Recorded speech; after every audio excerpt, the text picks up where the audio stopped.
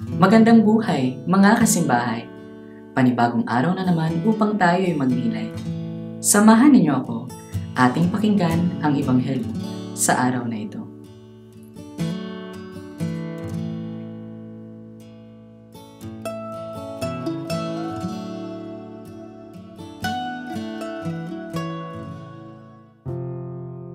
Ang mabuting balita ng Panginoon ayon kay San Mateo.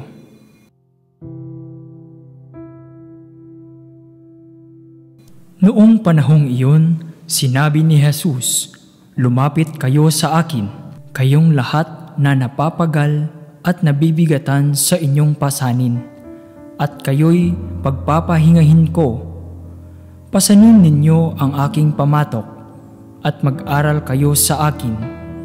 Ako'y maamo at mababang loob, at makasusumpong kayo ng kapahingahan para sa inyong kaluluwa, sapagkat maginhawang dalhin ang aking pamatok at magaan ang pasaning ibibigay ko sa inyo."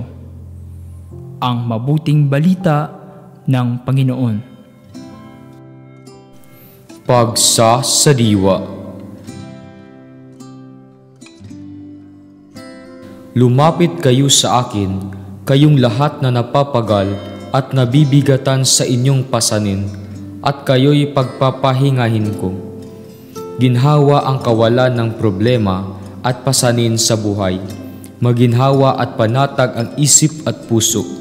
May kapayapaan at tiwalang magiging maayos ang takbo ng buhay. Anuman ang nangyayari o posibleng mangyari. Ito ang alok ni Jesus sa lahat ng nabibigatan at napapagod na sa pagdadala ng pang-araw-araw na pasanin. Sa Bisaya, ang salitang ginhawa ay pahinga. Sa paghinga ng malalim, pahinga naman talaga ang nangyayari. Galing ito sa unlaping pa na ang ibig sabihin ay hayaan.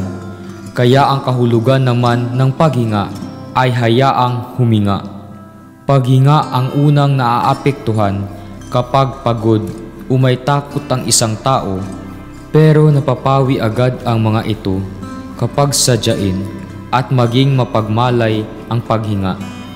Sa pahinga, nagiging panatag at matiwasay ang kalooban. Hindi maikakailang bahagi ng buhay ng tao ang pakikibaka. Ngunit sa kabila ng lahat na pinagdadaanan natin sa araw-araw, inaaanyayahan tayong lahat ni Kristo bilang kanyang mga tagasunod na magtiwala sa kanya. Ang ginhawang ibinibigay niya ay kaalinsabay ng pangakong kasama siya tuwina sa pagdadala ng mga problema. Imbitasyon ito para gawing sentro si Jesus ng pag-iisip, damdamin at paggawa upang harapin anuman ang hirap at sakit. Pagsasagawa.